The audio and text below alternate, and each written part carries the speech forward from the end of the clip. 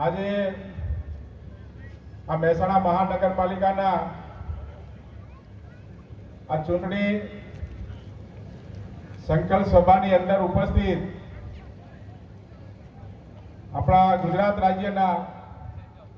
મૃદુ અને મક્કમ મુખ્યમંત્રી માનનીય શ્રી ભૂપેન્દ્રભાઈ પટેલ સાહેબ,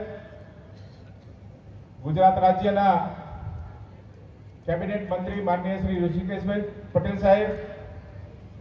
ભારતીય જનતા પાર્ટીના અધ્યક્ષ માનનીય શ્રી ગિરીશભાઈ, આપણા મહેસાણા જિલ્લાના પ્રભારી માનનીય શ્રી ભરતભાઈ ડાંગર સાહેબ, આપણા લોકપ્રિય સાંસદ માનનીય શ્રી હરિભાઈ, આપણા જિલ્લાના મંત્રી માનનીય શ્રી સવિતાબેન, આપણા ધારાસભ્ય માનનીય શ્રી કે પટેલ, આપણા પૂર્વ